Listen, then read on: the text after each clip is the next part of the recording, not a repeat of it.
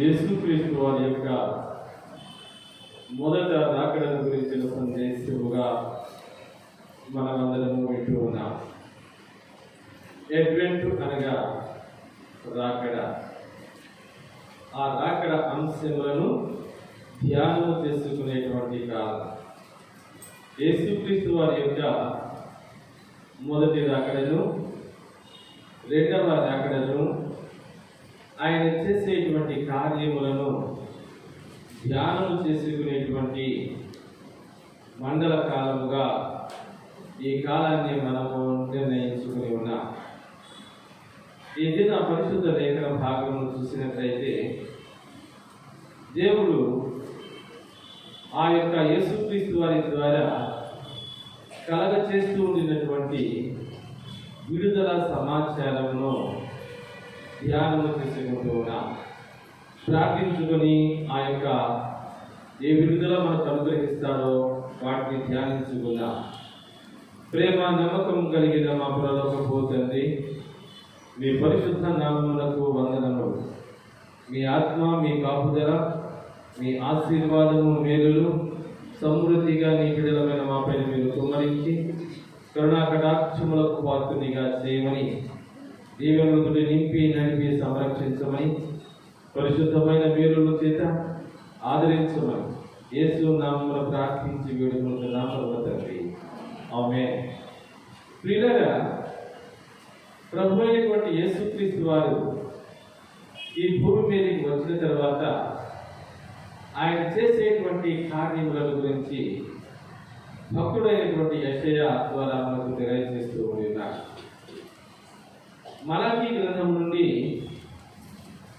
యోహాను సువార్త వరకు కూడా 400 సంవత్సరముల పాటున చీకటి కాలం నడిచినది అని బైబిల్ పండితులు చెబుతూ ఉంటారు. ఎందుకు దీనిని చీకటి కాలము అని అయినా సరే, దేవుని యొక్క వాక్కు కానీ, దేవుని యొక్క ప్రత్యక్షత కానీ ఆ 400 సంవత్సరములు వారి మధ్య కనబడలేదు. దేవుని యొక్క వాక్కు వారికి వినిపించబడలేదు. పూర్వకాలమున భక్తులైనటువంటి వారు, ప్రవక్తలైనటువంటి వారు దేవుని సన్నిధానములకు వచ్చి విచారణ చేసినప్పుడు ఆ విచారణ నిమిత్తము వారికి సమాధానము అనుగ్రహించబడుతున్నది. ఒకటి కళల ద్వారాను, ఒకటి వాక్య భాగం ద్వారాను, మరి ఒకటి వేరే విధముగా మరి ప్రవచన వాక్య ద్వారా, ప్రవక్తల ద్వారా మాట్లాడేటువంటి వారు. ఆ తరువాత అవి అన్నీ కాకపోతే వీళ్ళ మరి దేవుని యొక్క సంబంధమైనటువంటి ఆ ఉపకరణముల యొక్క కూర్చొని ఉండినప్పుడు దేవుడు వారితో సంభాషించేటువంటి వాడు. అవి కూడా కాక మరి ఊరిము తుమ్మిము అని 2 యాజకుని పథకములలో 2 పథకాలను పెట్టడము జరిగి ఉన్నది. ఆ పథకములను బట్టి మరి యాజకుడు దేవుని సన్నిధానంలోకి వెళ్ళినప్పుడు దేవుడు వారి యొక్క మనస్సు ద్వారా మాట్లాడి వారికి సమాధానం ఇచ్చేటువంటి వాడు. ఇలాంటి సమాధానములు ఏమీ కూడా లేకుండా పోయినవి. ఇలాంటి కాలంలో ప్రియ దేవుని బిడ్డలారా, ఇంటర్ టెస్టిమెంటల్ పీరియడ్ అని దానికి పేరు పెట్టడం జరిగినది. ఇంటర్ టెస్టిమెంటల్ పీరియడ్, దేవుడు జనముతోటి మాట్లాడని గడియాడ. అయితే ప్రియ దేవుని బిడ్డలారా, దేవుడు మాట్లాడకుండా ఉంటాడా? దేవుడు సహాయం చేయకుండా ఉంటాడా? దేవుడు సహాయం చేస్తాడు. ఈ విషయాన్ని యెషయా భక్తుడు గుర్తిరిగి అంటున్నాడు, అయినను చీకటి గల ప్రదేశంపై మబ్బు నిలవలేదు. చీకటి ఇంకా ఎక్కువ కాలం ఉండదు. ఇదిగో ఆ రాజులకు రాజు, ప్రభువులకు ప్రభు యేసుక్రీస్తు వారు మీ మధ్యకు వచ్చి మీకు సహాయం చేస్తాడు. మీ మధ్యకు వచ్చి మిమ్మల్ని ఆదరిస్తాడు. మీ మధ్యకు వచ్చి మీకు నెమ్మదిని కలుగ చేస్తాడు అని ప్రియ దేవుని బిడ్డలారా, దేవుడు మిమ్మల్ని విడిచిపెట్టేటువంటి వాడు కాడు. దేవుడు మీకు సహాయం చేసేటువంటి వాడు అని వీళ్ళగా మరి దేవుడు తన యొక్క ప్రేమను, తన కృపను మనకు బయలుపరుస్తూ ఉండేటువంటి సందర్భాన్ని ఈ దినాన మనము జ్ఞాపకం చేసుకుంటూ ఉన్నాం. ప్రియ దేవుని బిడ్డలారా, మనం చూసుకున్నట్లయితే ఈ యొక్క దేవాది దేవుడు తన యొక్క కుమారుడి ద్వారా జరగబోతున్నటువంటి విశేషాలను ఇక్కడ మనకు తెలియజేస్తూ ఉన్నాడండి. ఆ విశేషాలను చూద్దాము. యెషయా గ్రంథము 61వ అధ్యాయము మొదటి 3 వచనాలను చదువుకుందాం. ప్రభువగు యెహోవా ఆత్మ నా మీదికి వచ్చి ఉన్నది దీనులకు సువర్తమానము ప్రకటించుటకు యెహోవా నన్ను అభిషేకించను. దేవుని బిడ్డలారా, ప్రభువగు యెహోవా ఆత్మ నా మీదికి వచ్చి ఉన్నది. దేవుని బిడ్డలారా, దేవుడు తన ఆత్మతోటి పంపుతూ ఉన్నాడు కుమారుడును. దేవుడు తన యొక్క పరిశుద్ధాత్మను ఇచ్చి కుమారుడికి తోడుగా ఇచ్చి పంపుతూ ఉన్నాడు. దేనికి పంపుతూ ఉన్నాడు అని అంటే, మీరు ఇద్దరు వెళ్ళి ఇదిగో దీనులకు శుభవర్తమానమును అందించండి, దీనులైన వారిని ఆదరించండి, దీనులకు సువార్త అంటే మంచి వార్తలు చెప్పండి. దేవుని బిడ్డలారా, దీనత్వం, ఆత్మ విషయమై దీనత్వం, ఆర్థిక విషయంలో దీనత్వం, ఆరోగ్య విషయంలో దీనత్వం, మానసిక విషయంలో దీనత్వం, రకరకాలైనటువంటి దీనత్వాలు మనకు ఉంటాయి. అంటే తరుగులు మన జీవితంలో అనేకమైన తరుగులు ఉంటాయి. మనసు బాగుండలేదు, పిల్లలు బాగుండలేదు, కుటుంబం బాగుండలేదు, అదొక దిగులు. దీనత్వం అంటే దిగులు. ఎప్పుడు లెగుస్తామో, ఎప్పుడు స్థిరపడతామో, ఎప్పుడు బాగుపడతామో అదొకటి. రెండవది ఆరోగ్య విషయంలో దీనత్వము. నాకు ఎప్పుడు అనారోగ్యమే, నేను ఎప్పుడు కూడా అనారోగ్యంతో ఉంటాను, నా పిల్లలు అనారోగ్యంతో ఉంటున్నారు, మాకు ఆరోగ్యం ఎప్పుడు బాగుపడుతుందో ఇదొక బాధ. ఆర్థికము ఏ పని చేసినా కలిసి రావటం లేదు, ఎంత కష్టపడ్డా కానీ ఫలితం ఉండటం లేదు, ఏ విధమైనటువంటి లాభప్రాప్తి నాకు కలగడం లేదు. ఇది ఒక బాధ. రకరకాల బాధలు చేయలేదు. నలుగురికి 4 రకాలు శోధనలు, 4 రకాల దీనత్వాలు చెప్తూ ఉంటారు. నలుగురు 4 రకాల శివుడు కూడా అనేకమైనటువంటివి. మరి ప్రియ దేవుని గారు, పోరాటాలు, యుద్ధాలు, రకరకాలైనటువంటి సమస్యలతోటి బాధపడి ఏదో ఒక దాని చేత పక్కబడుతున్నటువంటి వారికి సహాయం చేయటకు దీనులకు శుభవర్తమానం అందించడానికి పరిశుద్ధాత్మతో కూడా కలిసి మన యేసుక్రీస్తు వారు ఈ భూమి మీదకి పంపించబోతూ ఉండి ఉన్నారు. అనేకమైన దీనత్వం, సాతాను యొక్క కాడి కింద ఉండిన వారందరినీ కూడా విడుదలను కలుగ చేయుటకు మరి దేవుడు పంపబోతూ ఉన్నాడు. దయగలిగిన దేవుడు మనల్ని ప్రేమిస్తూ ఉండి ఉన్నాడు. ఈ చీకటికి పై నుండి త్వరగా చేయడానికి వస్తూ ఉన్నాడు అని వాక్య భాగం ద్వారా తెలియజేస్తూ ఉన్నాడు. మరి రెండవది ఏం చేస్తాడు? నలిగిన హృదయం గల వారిని దృఢపరచుటకును, చెరలోనున్న వారికి విడుదలను, బంధింపబడిన వారికి విముక్తిని ప్రకటించుటకును, యెహోవా హితవచనమును మన దేవుని ప్రతిదండన దినమును ప్రకటించుటకును, దుఃఖాక్రాంతులందరినీ ఓదార్చుటకును, సియోనులో దుఃఖించు వారికి ఉల్లాస వస్త్రములను ధరింప చేయుటకును, బూడిదకు ప్రతిగా భూదండను, దుఃఖమునకు ప్రతిగా ఆనంద తైలమును, ఆనందభరితమైన ఆత్మకు ప్రతిగా స్తుతి వస్త్రమును వారికి ఇస్తారు. ఏమంటాడు? బంధింపబడిన వారికి విమోచన ప్రకటించడం. రెండవ విషయం ఆ యొక్క సారాంశంలో బంధించబడిన వారు కొన్ని బంధకాల చేత పట్టబడుతూ ఉంటారు. దురలవాట్ల చేత కొంతమంది పట్టబడుతూ ఉంటారు, పాపముల చేత కొంతమంది పట్టబడుతూ ఉంటారు, రోగాల చేత కొంతమంది పట్టబడుతూ ఉంటారు. బయటపడలేదు. దేవుని బిడ్డలారా, కొన్ని వ్యసనాల నుండి బయటపడదాం అనుకుంటూ ఉంటారు, కానీ బయటపడలేదు. కొన్ని బంధాలకు కట్టుబడి ఉంటారు, కొన్ని రకాలైనటువంటి సమస్యలుకి వాళ్ళు పట్టుబడిపోతూ ఉంటారు, బంధించబడుతూ ఉంటారు. ఏం చేశారా? విమోచన ప్రకటిస్తూ ఉండి ఉన్నాడు. పాపం అనే బంధకములలో ఉండిన వారందరికీ విమోచనం. మరణ బంధకములలో ఉండి ఉన్నాము, మరణ భయంలో ఉండి ఉన్నాము. ఈ మరణ భయముల నుండి విడుదలను కలుగ చేయడానికి ఇదిగో మరి పరిశుద్ధాత్మను తోడుగా తీసుకుని యేసు వారు ఈ భూమి మీదకి రాబోతూ ఉన్నాడు అని ప్రియ దేవుని బిడ్డలారా మరి ఇదిగో ప్రభు యొక్క యెహోవా వాక్కు మనకు తెలియజేస్తూ ఉన్నది. బంధించబడి ఉన్న మరణం అనే బంధకములను మరి శాశ్వతముగా తొలగ చేయడానికి ఇస్తున్నాడు. భారభరితమైన ఆత్మకు ప్రతిగా స్తుతి వస్త్రమును అనుగ్రహించడానికి వస్తున్నాడు. మూడవది, భారభరితమైన ఆత్మ బరువుగా ఉంటుంది. కొన్ని సంఘటనలు చూస్తూ ఉంటే మనసు బరువెక్కుగా ఉంది. ఆలోచన చేసుకుని డాక్టర్ గారు అక్కడికి వెళ్తే అమ్మ ఆలోచన చేయబాబు, ఎందుకు ఆలోచిస్తున్నా, జరిగేది జరుగుతుంది కదా, ఆలోచించుకుని ఉంటామా? ఆలోచించబాబు ఎందుకు అని మాటే కదా మనం అంటాం. కానీ జరుగుతున్నటువంటి సంఘటనలు, జరుగుతున్నటువంటి కార్యములు, జరుగుతున్నటువంటి ఈ యొక్క విశేషాలన్నింటినీ మనము చూసినట్లయితే ప్రియ దేవుని బిడ్డలారా, భారభరితమైపోతున్నది.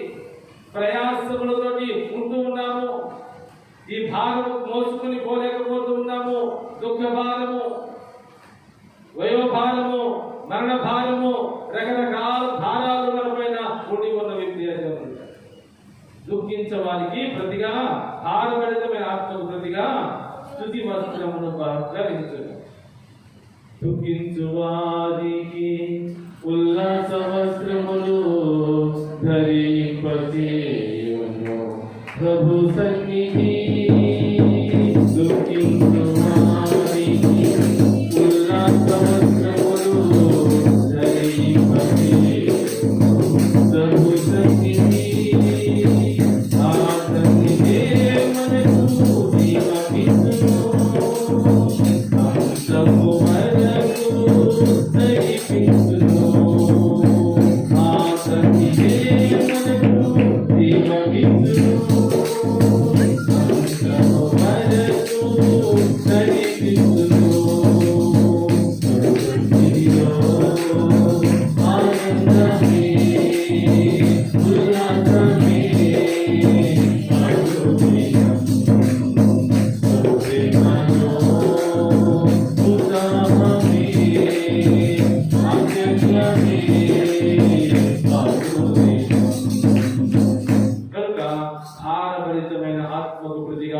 స్తుతి వస్త్రములను బహుకరిస్తూ ఉన్నాడు.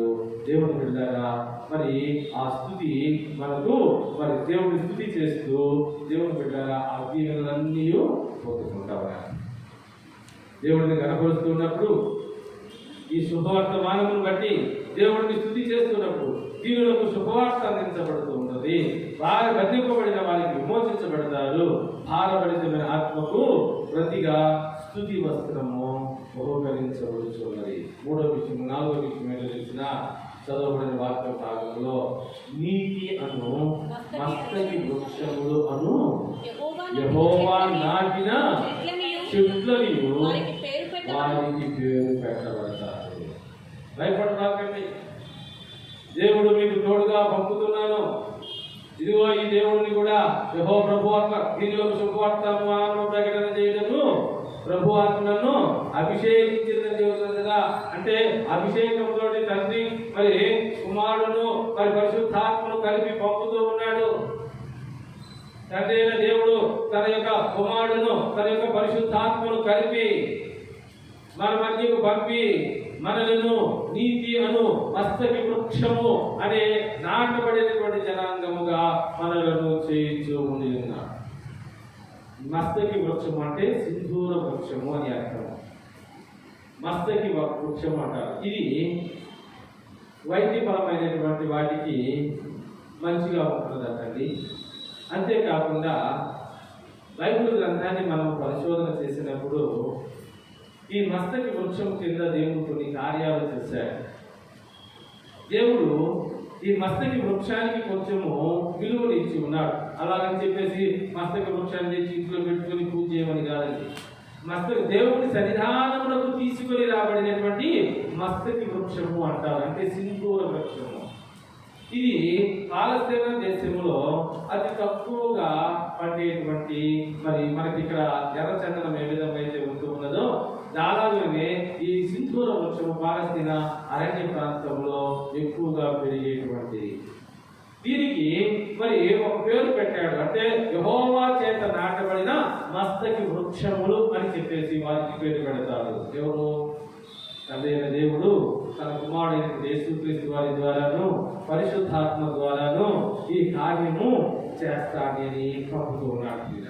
కనుక ఈ మస్తకి వృక్షము ఏమేమి దాని కింద ఏమేమి జరిగింది కొన్ని సందర్భాలను మరి ఎందుకు ఆయన నాటబడినటువంటి మస్తకి వృక్షము అని చెప్పబడుతున్నారో ఆ విశేషాన్ని మనము తెలుసుకుందాం. దేవుడు దగ్గర చూడండి, మరి దుఃఖించుతున్నటువంటి సందర్భంలో ఒకనొక చెట్టు కింద మరి అబ్రహాము కూర్చొని ఉన్నాడు అనేది దేవుడి పేరును పిలుపును బట్టి ప్రియులారా ఈ యొక్క అబ్రహాము మరి తన తల్లి ఇంటిని అందరినీ కూడా వదిలివేసి ఎక్కడ గుడారం వేసుకున్నాడంటే సింధూరపు ఆ వృక్షము కింద వేసుకున్నట్లుగా చూస్తూ ఉన్నాం. చూడండి, ఆదికాండము 13వ అధ్యాయము 18వ వచనం చూడండి. అప్పుడు అబ్రహాము తన గుడారము తీసి హెబ్రోనులోని మమ్రే దగ్గరనున్న సింధూర వృక్షవనములో దిగి అక్కడ యెహోవాకు బలిపీఠమును కట్టి ఏం జరిగిన తర్వాత షీనారు రాజైన ఆమ్రాపేలు ఎల్లాసరు రాజైన అరియోకు ఏలాము రాజైన కోయుల రాజైన వారు సొదొమ రాజైన పెరాతోలు పిషాతోలు ఆత్మ రాజైన షీనాబుతోలు వీళ్ళందరూ కూడా అక్కడికి వచ్చినట్టుగా చూస్తూ ఉన్నారు. ప్రియ దేవుని బిడ్డలారా, ఇక్కడ ఈ సింధూరపు వృక్షము కింద గుడారము వేసుకుని ఉన్నాడు అబ్రహాము. మామ్రే దగ్గర సింధూర వృక్షము కింద కూడా ఆయన వేసుకుంటారు. అంటే ఈ సింధూర మస్తకి వృక్షము కింద వేసుకున్నప్పుడు ప్రభు అబ్రహామును దర్శించాడు. మరియు మమ్రే దగ్గరనున్న సింధూర వనములో అబ్రహాము ఎండవేళ గుడారపు ద్వారమందు నిలుచుని ఉన్నప్పుడు యెహోవా అతనికి కనబడెను. అతడు కనులెత్తి చూసినప్పుడు ముగ్గురు మనుష్యులు అతని ఎదుట నిలవబడి. దేవుని బిడ్డలారా, ఎందుకు యెహోవా సన్నిధానమున నాటబడినటువంటి సింధూర వృక్షములు అనేటువంటి పేరు మనకు పెడుతున్నాడు అంటే దేవుడే ఆ దీనత్వంలో ఉండిన దేవుడిపై ఆధారపడి అయ్యా నీ దయ మా పైన ఎప్పుడు వస్తున్నదని ఎదురు చూస్తూ ఉండేటువంటి సందర్భంలో ఆ దేవుడే దిగి వచ్చినటువంటి సందర్భానికి గుర్తుగా ఈ యొక్క సింధూర వృక్షము కింద కూర్చున్నప్పుడు దర్శించాడు. చాలా ప్లేస్ చూస్తుంటాం. ఇది వేరే దేవుని మందిరమే కానీ మరి ఒకటి కాదు అన్నట్టుగానే దేవుని దర్శించినటువంటి ప్రదేశము ఈ సింధూర వృక్షం. దేవుడిని దర్శించినటువంటి ప్రదేశముగా దానికి ఏం చూస్తూ ఉన్నాము. అక్కడ భోజనం చేసిన తర్వాత అతడిని దీవించి వెళ్ళిపోయాను. ఇదిగో దీవెనలు లేకుండా ఉండినటువంటి నా సహోదరులారా, ఈ తండ్రి మరి ఏం చేస్తున్నాడంటే తన కుమారుడైనటువంటి యేసుక్రీస్తు వారి ద్వారా తన యొక్క పరిశుద్ధాత్మ ద్వారా అబ్రహామును దీవించినట్టుగా నీ తరుగులన్నిటిని దుఃఖంలో ఉన్నటువంటి నీకు మరి దీనులకు సువర్తమానం అందిస్తున్నాడు. ఇదిగో అబ్రహామా, నేను ఈ దేశమంతటిని నీకును నీ సంతానానికి ఇస్తున్నాను, నిన్ను అభివృద్ధి చేస్తాను, నిన్ను ఆశీర్వదిస్తాను అని ఆశీర్వాద వచనములను మరి నిలిపినటువంటి ప్రదేశముగా మరి నీతి అనే మస్తిక వృక్షము అని పేరు పెట్టడానికి అది ఉపయోగించుకున్నట్లుగా మనం అర్థం చేసుకోవాలి. రెండవ విషయాన్ని మనం చూసినట్లయితే ప్రియ దేవుని బిడ్డలారా, పాపములను వదిలివేసినటువంటి స్థలముగా మరి ఈ సింధూర వృక్షముల గురించి మనం తెలుసుకోవాల్సి ఉంది. దోషాలను వదిలివేసినటువంటి స్థలం. దేవుని బిడ్డలారా, మరి ఇదిగో నూతన జీవమునకు మార్గమైనటువంటిదిగా ఈ యొక్క సింధూర వృక్షం వృక్షమును మరి చూపెడుతూ ఉన్నాడు. ప్రియ దేవుడు ఎందుకు ప్రభు అయిన దేవుడు నాటబడిన సింధూర వృక్షము అన్నారంటే, ఒకటి దేవుడు దర్శించేటువంటి అబ్రహామును దర్శించినటువంటి ప్రదేశముగా దానిని చూస్తూ ఉన్నాడు. రెండవది ప్రియ దేవుడు పాపములను వదిలివేసినటువంటి స్థలముగా, మరి పాపాలను కడిగి వేసుకునేటువంటి స్థలముగా. అంటే మనుషులు కదండి, మనము మాటల వలన, తలంపుల వలన, క్రియల వలన అపరాధములను చేస్తూనే పోతాం. చచ్చిపోయేంత వరకు కూడా మనలో ఆ బీజం ఉంటూ ఉన్నది. చాలా మంది దేవదూతలు వాళ్ళు మాట్లాడేస్తారు. నేను బాప్తిసం తీసుకున్నాను కాబట్టి నేను దేవదూతం అయిపోయాను. వాళ్ళకాడ ఎక్కువ దూరం అంతే, వేషధారుడు అని అంటారు వాళ్ళు. ఎవడైనా నాలో నీతి ఉన్నదని చెప్పుకునే వాడు అబద్ధికుడు. ఈ అబద్ధికులు ఆత్మస్థుతి, పరనింద. చాలా మంది చేసేటువంటి పని ఇదే. ఎదుటి వారిని దూషించడము, నేను భక్తుడిని, మా పిల్లలు భక్తులు అని చెప్పుకోవడమే కానీ వాళ్ళ యొక్క దోషాలను వాళ్ళు వదిలి వేసుకోవడానికి ఎంత మాత్రమూ ఇష్టపడేటువంటి వాడు. అలాంటి వాళ్ళతోటి మనకు అనవసరం. కానీ ప్రియ దేవుని బిడ్డలారా, ఈ యొక్క సింధూర వృక్షం కింద ఇంకొక సంభవం ఏమిటి అని అంటే చూద్దాము. ప్రియ దేవుని బిడ్డలారా, ఆదికాండము 35వ అధ్యాయము 4వ వచనంలో చూడండి. వారు తమ యొద్దనున్న అన్య దేవతలు అన్నిటినీ తమ చెవులనున్న గోగులను యాకోబునకు అప్పగించగా, యాకోబు షెకెము దగ్గరనున్న మస్తకి వృక్షము కింద వాటిని దాచిపెట్టెను. మస్తకి వృక్షము సింధూర వృక్షం కింద పడేసేసి లాబాను కాడ నుంచి విడిపోతూ తిరిగి వస్తున్నటువంటి సందర్భం. నేను వాగ్దాన దేశములకు వెళుతూ ఉన్నాను, వాగ్దాన భూమికి నేను వెళుతూ ఉన్నాను. ఆ వాగ్దాన దేశమున నేను ఉంటున్నాను కనుక ఇదిగో మాకు భూయిష్టమైనవి విగ్రహాలు. ఆ విగ్రహాలకు సంబంధించి మా మామయ్యతో ఉండినటువంటి ఆ పనివారు నాతో కూడా వస్తున్నారు కనుక దానికి సంబంధించినటువంటి ప్రోగులు, వాటికి సంబంధించినటువంటి ఆభరణాలు, ఆ పూజా విగ్రహాలు అన్నిటినీ కూడా తీసి ఏం చేశాడట, అక్కడ వదిలేసేసాడు. ఆ ప్రదేశంలో వదిలివేశాడు. మస్తకి వృక్షం కింద వదిలేశాడు. అంటే ఆ వృక్షము పాపములకు పరిహారం, వంటి పాప దోషాలన్నింటినీ మరి స్వీకరించేటువంటిది. ఆ పాపములన్నింటినీ అక్కడ వదిలివేయటము. మనోళ్ళు హాస్పిటల్కి నేడో చేస్తారు, ఏం చేస్తారు, కొబ్బరికాయ కొట్టారు, ఇవి కాదు వాడు కాదు కదా, అదే నమ్మకాయ ఇచ్చేసి ఇవన్నీ మా దోషం అంతా లోపలికి పోవాలి కదా. వాళ్ళకి భయంకరమైన ఆలోచన ఉంటాయి. ఏ కాలంలో అయితే కాలంలో పోతుందా, ఏదో మా దృష్టి, మా యొక్క దౌర్భాగ్యము, మా కీడు, మా అపాయములు, ఇది చుట్టూడుకో, పక్కి చూడుకో, లేకపోతే దారికి పోయేవాడుకో పో. ఏమని పెట్టారా? అలా కాదు. ఎక్కడ పెట్టాలి? ఏది పోతాయా? పావు.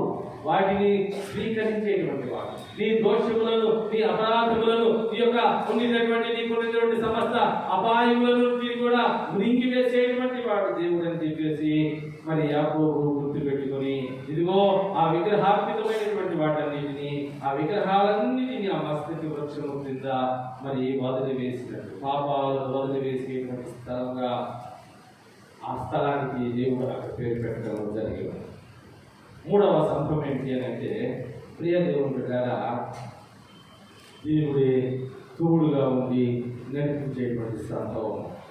చూడండి, న్యాయాధిపతుల గ్రంథము 6వ అధ్యాయము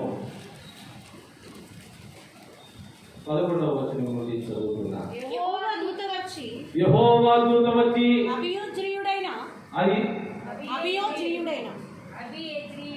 అభియేజ్రీయుడైన యోవాషునకు కలిగిన ఓఫ్రాలోని మస్తకి వృక్షము కింద కూర్చుండెను. యోవాషు కుమారుడైన గిద్యోను మిద్యానీయులకు మరుగై ఉండునట్లు గానుగ చాటున గోధుమలను దొల్లగొట్టుచుండగా యెహోవా దూత అతనికి కనబడి పరాక్రము గల బలాఢ్యుడా యెహోవా నీకు తోడై ఉన్నాడు. భయంతో ప్రియ దేవుని బిడ్డ శత్రు భయం విద్యాని శత్రు భయం వాళ్ళు మరి వీరిపైన దండెత్తి వస్తూ ఉన్నారు. వీరిపైన దండెత్తి వస్తూ ఉన్నప్పుడు పొలంలో కూడా పొలానికి వెళ్దామన్నా పని చేసుకుందామన్నా ఈ విద్యాని భయం ఎక్కువైపోయింది. ఇతను ఏం చేస్తున్నాడు, ఈ శత్రు భయాన్ని నేను జయించలేమని దొంగసాటుగా తన పొలంలో ఈ దొల కొట్టుకుంటూ ఉన్నాడు. గాను చాటును కూర్చొని కొంచెం కొట్టుకొని ఆ పూటకి బియ్యాన్ని ఆ పూటకి తీసుకుని పోదాము, అంతవరకు కొట్టుకొని ఏమైనా ఎరుకుని పోదాము అని ప్రియ దేవుని బిడ్డలారా అతడు అక్కడ కూర్చొని ఉన్నప్పుడు ఆ యొక్క సింధూర వృక్షం కింద కూర్చొని ఆ గాను చాటును కూర్చొని దొల కొట్టుకుంటున్నప్పుడు దేవుని యొక్క దూత యెహోవా దూత అనగా దేవుని బిడ్డలారా తండ్రి పంపిన తండ్రి ఆత్మాభిషేకం కలిగినటువంటి ఆ ఇద్దరు వచ్చేసి వారితోటి మాట్లాడుతున్నట్టుగా చూస్తూ ఉన్నాం. బలపరాక్రము గల బలాఢ్యుడా యెహోవా నీకు తోడై ఉన్నాడు. ఎక్కడ కూర్చుంటే తోడై ఉన్నాడు? సింధూర వృక్షము కింద తోడై. సింధూర వృక్షము కింద యెహోవా నీకు తోడుగా ఉండి ఉన్నాడు. ఇదిగో ఈ యుద్ధ భయములన్నీ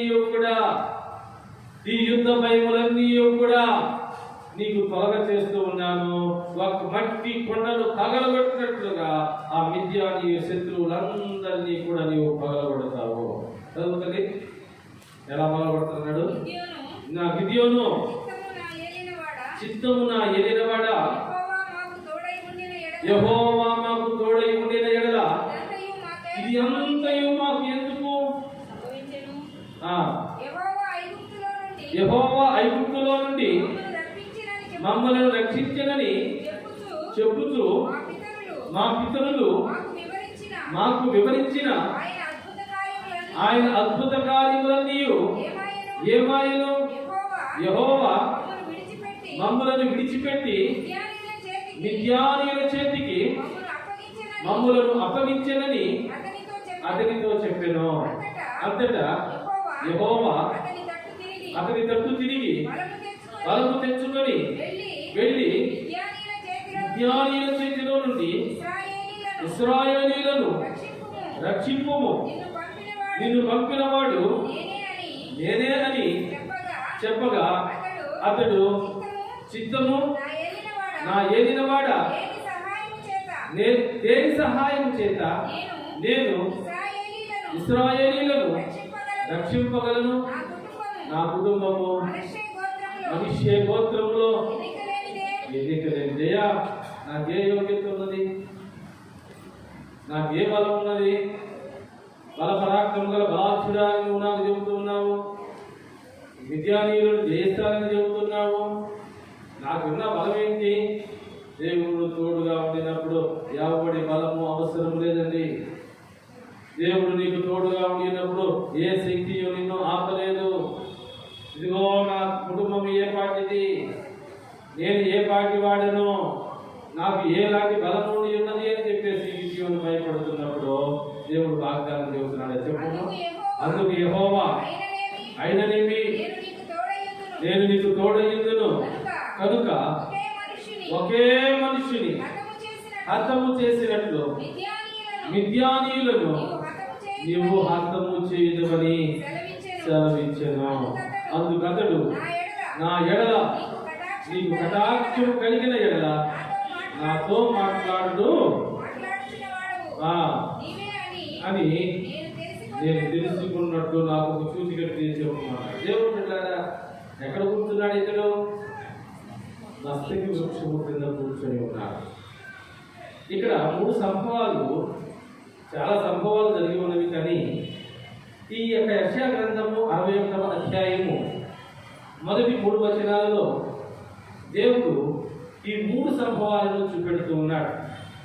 మొదటిది ప్రియ దేవుని ద్వారా దేవుడు దర్శించేటువంటి మరి స్థలముగాను, పాప పరిహారమును ఇచ్చేటువంటి స్థలముగాను, దేవుడు తోడుగా ఉండి మరి విడుదలను కలుగు చేసినటువంటి స్థలముగాను ఈ సింధూర వృక్షపు మరి సాక్ష్యాన్ని అక్కడ పెడుతున్నట్లుగా మనము చూడవచ్చు. ప్రియులారా, ఈ సింధూర వృక్షపు సాక్ష్యం అక్కడ కనబడుతూ ఉన్నది.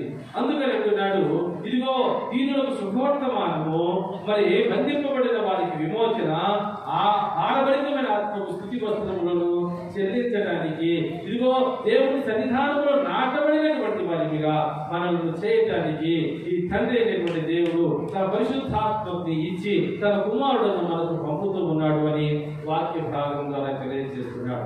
ఈయన చేసేటువంటి కార్యాలను మనము కూడా అనుభవించాలి అని, ఇదిగో దేవుడు ఆ యేసు వారిని మన కొరకు పంపుతూ ఉన్నాడు అని ఈ రాకడ సమయంలో మనకు తెలియజేస్తున్నాడు. అందుకనే భక్తులైన వారు పాడుతుంటారు, వర్ధిల్లెదము మన దేవుని మందిరమందు నాటబడిన వారమై, వర్ధిల్లెదము మన దేవుని మందిరమందు నాటబడిన వారమై, నీతిమంతులమై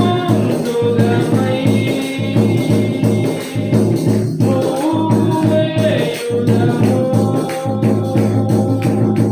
నీతిమంతులమై మూవేయుదము, యేసు రాజ్యములోనే జయము మనకు జయమే, స్తుతి స్తోత్రములోనే జయము మనకు జయమే, యేసు రాజ్యములోనే జయము మనకు జయమే, స్తుతి స్తోత్రములోనే జయము మనకు జయమే, వర్ధిల్లెదము మన దేవుని మందిరమందు నాటబడిన వారమై, యెహోవా మందిర ఆవరణములో ఎన్నెన్నో మేలు గలవు, యెహోవా మందిర ఆవరణములో ఎన్నెన్నో మేలు గలవు, ఆయన సన్నిధిలోన నిలచి అనుభవించు ప్రతి మేలును, ఆయన సన్నిధిలోన నిలచి అనుభవించు ప్రతి మేలును, వర్ధిల్లెదము మన దేవుని మందిరమందు నాటబడిన వారమై, వర్ధిల్లెదము మన దేవుని మందిరమందు నాటబడిన వారమై. కనుక ప్రియ సహోదరి సహోదరులారా, నువ్వు ఏ బంధము చేత పట్టబడి ఉన్నావో నీవు ఒకసారి జ్ఞాపకం చేసుకో. దేవుని సన్నిధానంలో ఎన్నెన్నో దీవెనలు ఉన్నవి. దేవుడు చెబుతున్నాడు, తన కుమారుడైనటువంటి యేసుక్రీస్తు వారి ద్వారా, తన పరిశుద్ధాత్మ ద్వారా మిమ్మలను నా యొక్క మందిరావరణంలో నాటుతాను, ఈ దీవెనలకు మిమ్మల్ని పాత్రులుగా చేస్తాను, మిమ్మల్ని ఆదరిస్తాను అని చెప్పేసి పిల్లరా దేవుడు చెబుతున్నటువంటి మాటలను ఈ దినాన మన మనసులో పెట్టుకోవాలి. అందు నిమిత్తమే తన కుమారుడు మన కొరకు పంపించి ఉన్నాడు. ప్రియ దేవుడు పిల్లరా, చూడండి మరి ఒకసారి చదువుకుందాం. యెషయా గ్రంథం 61వ అధ్యాయం 3వ వచనం. ప్రభువు యెహోవా ఆత్మ నా మీదికి వచ్చి ఉన్నది, దీనులకు సువర్తమానము ప్రకటించుటకును యెహోవా నన్ను అభిషేకించెను, నలిగిన హృదయం గల వారిని దృఢపరచుటకును, చెరలో ఉన్న వారికి విడుదలను బంధింపబడిన వారికి విముక్తిని ప్రకటించుటకును యెహోవా హితవత్సరం అంటే హితవత్సరం విడుదల సంవత్సరం అని అంటారు. ఇది కొత్త సంవత్సరంలో చెప్పుకున్నాం. ఈ హితవత్సరం అంటే మరి బంధకాల్లో ఉన్న వారందరినీ విడుదల చేసేటువంటి సంవత్సరముగా ఈ హితవత్సరం గురించి మరి సునాద వత్సరం గురించి మరి వీళ్ళగా మనము తెలుసుకుందాం. ఈ అన్నిటినీ కూడా యేసుక్రీస్తు వారి ద్వారా జరిగించడానికి వస్తాను. ఒకప్పుడు జరిగించాడు మన పితరుల ఎడల, అబ్రహాము ఎడల జరిగించి ఉన్నాడు, యాకోబు ఎడల జరిగించి ఉన్నాడు, గిద్యోని ఎడల జరిగించి ఉన్నాడు. దేవుడు నీ ఎడల నా ఎడల జరిగించడానికి, దేవుడి సన్నిధానంలో నాటబడిన వారిగా చేయడానికి ఆయన ప్రియ దేవుడు ఎడల మన మధ్యకు రాబోతూ ఉన్నాడు యేసురాజు. ఆ యేసురాజు మనకు సహాయం చేయడానికి వస్తూ ఉన్నాడు. అంత మాత్రమే కాదండి, ఇంకా అనేక కార్యాలు మన ఎడల జరిగించడానికి ఆయనకు ఇష్టమైంది. ఇంకా మన ఎడల గొప్ప కార్యాలు చేయగా దేవుని యొక్క చిత్తమై ఉన్నది అని దేవుని యొక్క వాగ్దానం చేస్తూ ఉన్నది. ప్రియులారా, చదవబడిన వాక్య భాగాన్ని చూసినట్లయితే మరి ఆయన కొరకు ఎదురు చూసేటువంటి వారికి ఇచ్చేటువంటి దీవెనలు ఇక్కడ చూస్తూ ఉన్నామండి. ప్రకటన గ్రంథము 1వ అధ్యాయము 4వ వచనం. ప్రకటన గ్రంథము 1వ అధ్యాయము 4. యోహాను ఆసియాలో ఉన్న 7 సంఘములకు శుభమని చెప్పి వ్రాయినది వర్తమాన భూత భవిష్యత్ కాలములలో ఉన్నవాని నుండి ఆయన సింహాసనం ఎదుట ఉన్న 7 ఆత్మల నుండి నమ్మకమైన సాక్షియు మృతులలో నుండి ఆది సంభూతుడిగా లేచిన వాడును భూపతులకు అధిపతియునైన యేసుక్రీస్తు నుండి కృపా సమాధానం కలుగునుగాక. ఇది ఎవరట? ఆది సంభూతుడు, తండ్రి సింహాసనంలో నుండి వచ్చినటువంటి ఆది సంభూతుడు. భూత భవిష్యత్ వర్తమాన కాలములకు ఆద్యుడు, మృత్యువును జయింపగలిగినటువంటి వాడు ఎవరిలో ఉన్నాడు? తండ్రి అయిన దేవుడిలో ఉండి ఉన్నాడు. యేసుక్రీస్తు వారు.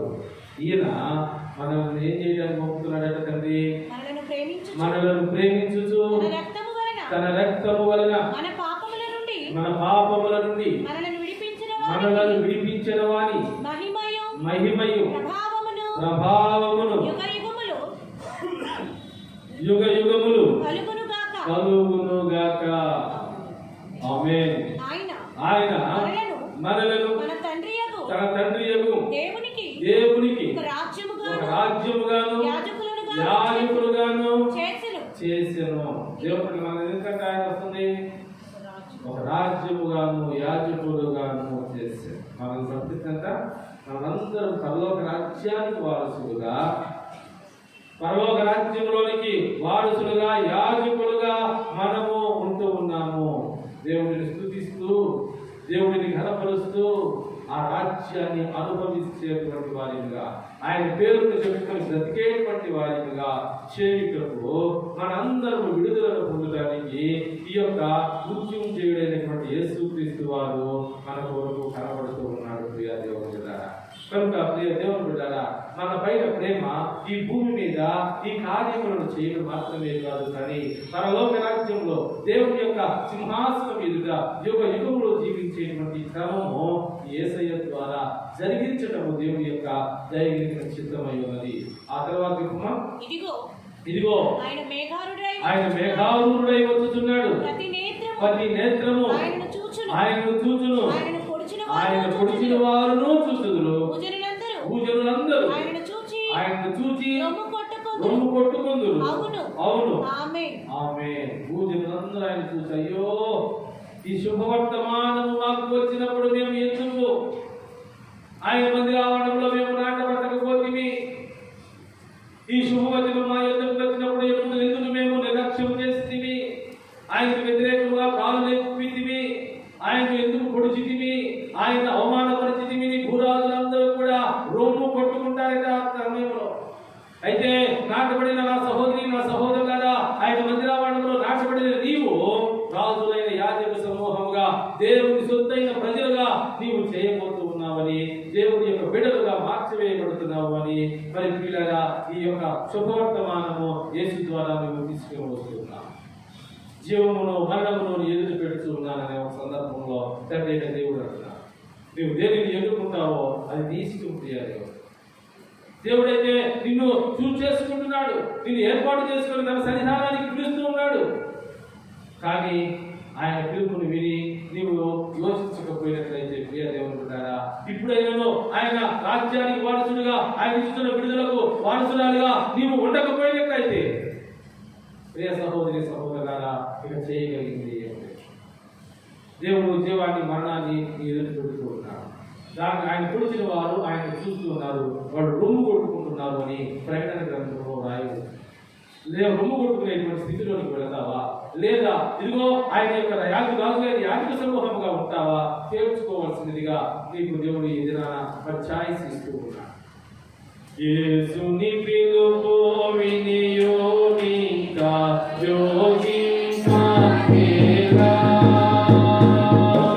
యేసుని పిలుపు వినియోనిక యోగింపేలా, అవనిలో అగతాపాలైనా, అవనిలో అగతాపాలైనా,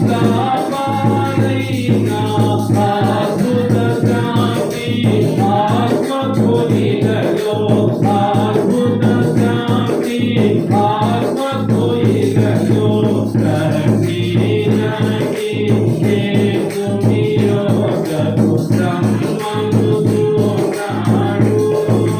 ప్రయాసపడి భారమును వారలు, ప్రయాసపడి భారమును వారలు, ప్రభుని చేతకు మరుగిడి వేగమే, ప్రభుని చేతకు మరుగిడి వేగమే, రాతి రాతి యేసుని యోగకు సంబంధుతున్నాడు.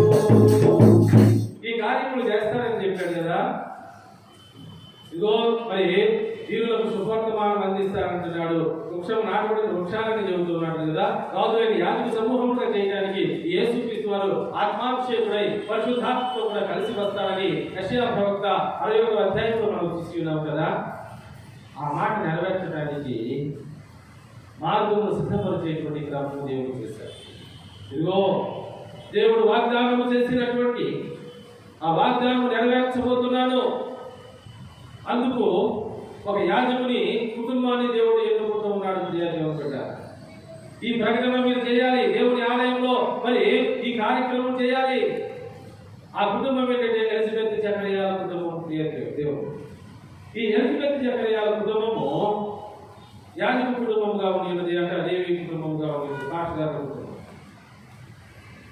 వారి వారి తరగతుల చొప్పున కొద్ది కాలం నుండి తెల్లారి వరకు కూడా దేవుని సన్నిధానంలో పరిచయం చేయాలి. దీప నైవేద్యాలన్నింటినీ కూడా పాత గ్రంథంలో ఆ దేవాలయ ఆలయంలో జరిగించాలి. బయట పనులన్నీ చేయాలి. ఆ పనుల్లో ఒక్కొక్కరు షిఫ్ట్ ఏ విధంగా డ్యూటీగా మారుతుంటారో అలాగే కొన్ని షిఫ్టులుగా మరి యాజకులు పనిచేసేటువంటి వారు.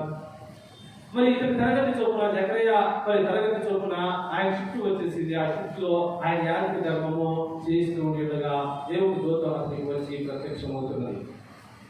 ప్రత్యక్షమై ఇదిగో మరి సభలో వాగ్దానం చేసినటువంటి దేవుడు, ఇదిగో దేవుడు వాగ్దానం చేసినటువంటి ఆ మెస్సయ్య భూమి మీదకి రాబోతూ ఉన్నాడు అని చెప్పేసి ఆయన చెప్పినప్పుడు ఆ దర్శనం చూడగానే అతనికి నోరు పడిపోయినట్టుగా చూసుకోవాలి. పడిపోయిన తర్వాత ఆయన ఎవరు మాట్లాడటానికి ఆయన లేదు. ఆయన వచ్చిందా, నీవు కుమారుడు కంటావు, ఆ కుమారుడు అతనికి ప్రవక్తగా ఉంటాడు అని ఆత్మ ద్వారా ఆ యొక్క జకర్యాకు చెప్పినప్పుడు జకర్యా నోరు మూయబడినట్లుగా మనం చూస్తూ ఉన్నాం. ప్రియ దేవుని బిడ్డలారా, ఇదిగో ఆ తరువాత మరి తన తరగతి దేవుడు మాట్లాడాడు. జకర్యాతో మాట్లాడేది 400 సంవత్సరాలు. పిల్లారా, మలాకి తరువాత 400 సంవత్సరముల వరకు దేవుని దర్శనము దేవుని ఆలయంలో కనబడలా, దేవుని వాక్కు కనబడలా. జకర్యాకు కనబడ్డాడు, జకర్యాకు కనబడ్డాడు. దేవుడి సన్నిధానంలోకి వెళ్ళి బయటకు వచ్చేసేదే అతను నోరు పడిపోయినది అని జనులందరూ కూడా మరి మరి అయ్యో దేవుడు ప్రత్యక్షత మళ్ళా మన దేవుని ఆలయం పైకి వచ్చి ఉన్నది అని వాళ్ళందరూ కూడా అనుకోవడం జరిగి ఉన్నది. ప్రియా దేవుని బిడ్డలారా, ఆ తర్వాత జరిగిన సంఘటన ఏమిటి అని అంటే, ప్రియులారా మరి అతనికి బిడ్డ పుట్టడము, ఆ బిడ్డ పుట్టిన తర్వాత అతను ఒక స్తుతి గీతం పాడతాడు. సుమియోను పాడతాడు, ఈయన కూడా స్తుతి గీతం పాడతాడు. ప్రభు అయిన ఇశ్రాయేలు దేవుడు స్తుతింపబడును గాక. ఆయన తన ప్రజలకు లోకస్వార్థ మొదటి అధ్యాయము 68వ నుంచి ఆయన తన ప్రజలకు దర్శనమిచ్చి వారికి విమోచనము కలుగ చేసెను. తన సేవకుడైన దావీదు వంశమందు మన కొరకు రక్షణ శృంఖమును అనగా మన శత్రువుల నుండి మనల్ని ద్వేషించు వారి నుండి ఏమండి వారందరి చేతి నుండి తప్పించి రక్షణ కలుగచేసాను. అడుగుతారు కదా పాత క్యాసెట్ కదా, ఇశ్రాయేలీయుల దేవుడే ఎంతో స్తుతి నొందునుగాక.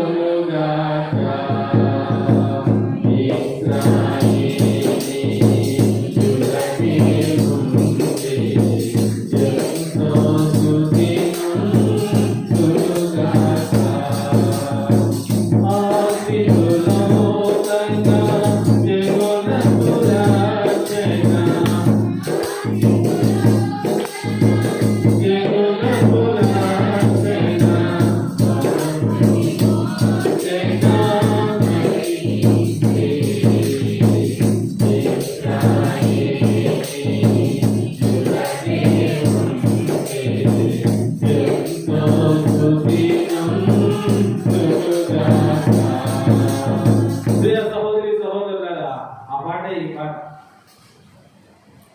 మనం ఏదో కొంత పాట క్యాసెట్ ఇప్పుడు ఆ పాట కానీ దానిలో భావం అది.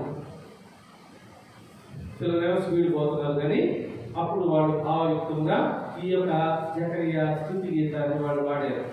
ఇదిగో మరి ఆ పాటలోని భావమంతా కూడా ఇదిగో జనులకు రక్షణ శృంఖాన్ని ఇచ్చాడు, ప్రకటన చేస్తూ ఉన్నాడు. శృంఖము అంటే కొమ్ము. ఇది రాజులకు గుర్తుగా కొమ్ము ఎత్తడానికి రాజ్యానికి గుర్తుగా ఉంటున్నది. రెండు అనౌన్స్మెంట్కి గుర్తుగా ఉంటున్నది. రాజులకు గుర్తుగా ఉంటున్నది, రెండు అనౌన్స్మెంట్ చేయడానికి కొమ్ము బోరముతుంది అంటారు. కనుక ఇదిగో ఈ బాకానాదము అంటే ఇదిగో రక్షణ సునాదము మన కొరకు దేవుడు సిద్ధపరిచాడు అని ఈ యొక్క జకరియా పాట పాడుతూ ఉన్నాడు. ఆ తర్వాత తన కొడుకు దగ్గరికి తీసుకుని వచనాలలో మనకు రక్షణ శృంఖాన్ని ఇచ్చాడు. ఇదిగో ఆ యేసు నామమును ప్రకటన చేస్తూ ఉండి ఉన్నాడు. ఈ యేసు నామము కిందకి ఎవరు వచ్చినా కానీ ఆ దేవుడి యొక్క దీవెనలు సమృద్ధిగా మీరు పొందుకుంటారు అని ప్రియ దేవుడు బిడ్డలారా మరి జకరియా ప్రకటన చేస్తూ మరి పితరులు మరి వీరి గురించి ప్రవక్తల నోట దేవుడు పలికించెను. దీనిని గూర్చి ఆయన ఆది నుండి తన పరిశుద్ధ ప్రవక్తల నోట పలికించెను. ఆయన మన పితరులను కరుణించుటకును తన పరిశుద్ధ నిబంధనలు అనగా మన తండ్రి అయిన అబ్రహాముతో తాను చేసిన ప్రమాణమును జ్ఞాపకము చేసుకొనుటకు తన శత్రువుల చేతి నుండి విడిపింపబడి మన జీవితకాలమంతయు నిర్భయులమై ఆయన సన్నిధిని పరిశుద్ధముగా నీతిగాను ఆయన సేవింపును అనుగ్రహించుటకు ఈ రక్షణ కలుగచేసెను. మరియు ఓ శిశువా నీవు సర్వోన్నతుని కొడుకును చూసుకున్నాడు. ఆయన ప్రవక్తవయ్యా కొడుకా బాప్తిస్మం యోహానా మన దేవుని ఆయన కొడుకు అయ్యా. బాప్తిస్మం యోహాను ఎవరు? మనలకు రక్షణ శృంఖాన్ని గురించి తెలియజేసేటువంటి వాడు, ఆయన గురించి సాక్ష్యం ఇచ్చేటువంటి వాడు, ఆయన గురించిన ప్రవక్త. ఓ శిశువా నీవు సర్వోన్నతుని దేవుని ప్రవక్తవు. దేవుని బిడ్డ పిల్లరా, ఆ ప్రవక్త సర్వోన్నతుని దేవుని యొక్క ప్రవక్తగా బాప్తిస్మ యోహాను అని చెప్పేసి తండ్రి కొడుకులు చెబుతున్నాడు. ఆయన రాబోతున్నాడు. ఆయన మనకు రక్షణ శృంఖమును కలుగ చేసేటువంటి వాడు. ఇదిగో మనను యాజకుల రాజులైన యాజక సమూహంగాను దేవుని సొత్తైన ప్రజలుగా చేసేటువంటి ఆ యేసుక్రీస్తు వారికి ప్రవక్తగా ఉంటున్నాము. అందుకని ఆయన మార్గములను సిద్ధపరచుటకై నీవు ప్రభువునకు ముందుగా నడువయ్యాను కొడుకును తీసుకొని చూడు. జకరియా ముసలితనంలో 6 ఏళ్ళు దాటిన ఆయనకి ఆ కొడుకును ఎత్తుకొని నువ్వు ఎత్తుకోకుంటేవో తెలుసురా కొడుకా, ఆయన యొక్క మార్గమును సిద్ధపరచుటకు జనులకు కలగజేయుచున్నటువంటి రక్షణను సిద్ధపరచుటకు బాప్తిస్మ యోహాను ఆయన ప్రవక్తగా ఉండడానికి నీవు పుట్టావు. మన దేవుని మహావాత్సల్యమును బట్టి వారి పాపములను క్షమించుట వలన తన ప్రజలకు రక్షణ జ్ఞానము ఆయన అనుగ్రహించినట్లు ఆయన మార్గములను సిద్ధపరచుటకై నీవు ప్రభువునకు ముందుగా నడుతువు. దేవుని బిడ్డ ప్రభువుకు ముందుగా నడుతు. అందుకని అరణ్యంలో మార్గములు సిద్ధపరుచుడి. ఆ సిద్ధపరిచే మార్గం అరణ్యంలో కేక ఎవరు? బాప్తిస్మ యోహాను. కనుక అందుకని ఇదిగో నేను కాదు, నా వెనక వచ్చేవాడు నాకైతే గొప్పవాడు, ఆయన చెప్పువారు ఇప్పుడు నేను నాకు ఏ విధమైనటువంటి యోగ్యత లేదు అని ఆ ప్రభువుల గురించి బాప్తిస్మ యోహాను సాక్ష్యం ఇస్తూ ఉన్నాడు.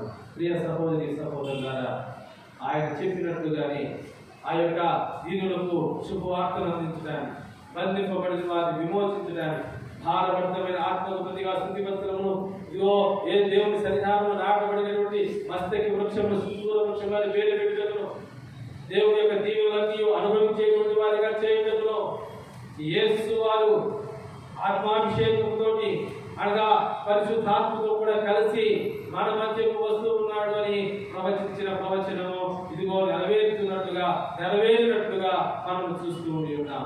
దీనిని మనం అంగీకరించి, అయ్యా నువ్వు వచ్చింది నా జీవితంలో బాగు చేయడానికి కదా, నువ్వు వచ్చింది నా జీవితంలో ఉద్ధరించడానికి కదా, నువ్వు వచ్చింది నన్ను లేవనెత్తడానికి కదా, నా బంధకం నుండి విమోచన చేయడానికి కదా అని నీవు కనుక ప్రార్థన చేసినట్లయితే ప్రియులారా, ఆయన మరి దీనుడు కాకపోతే వస్తానంటున్నాడు. కనుక దీనత్వంతో విరిగి నలిగిన హృదయంతో నీవు ప్రార్థన చేసినట్లయితే తప్పనిసరిగా మాట్లాడేటువంటి దేవుడు నీ యొద్దకు వచ్చి నీ అవసరాన్ని తీర్చి నీకు సహాయం చేస్తాడు. అలాంటి కృప పరిశుద్ధాత్మ దేవుడు మీ అందరికీ తోడుగా నీ సహాయం చేయగాక. దేవుడు ఇచ్చిన లేఖన భాగములను జీవించి ఆశీర్వదించుగాక. ఆమేన్. సమస్త జ్ఞానానికి ఇచ్చిన దేవుని యొక్క సమాధానం యేసుక్రీస్తు వారి వలన నీ హృదయాలకు తలుపులకు తోడుగా నుండి కావలిగా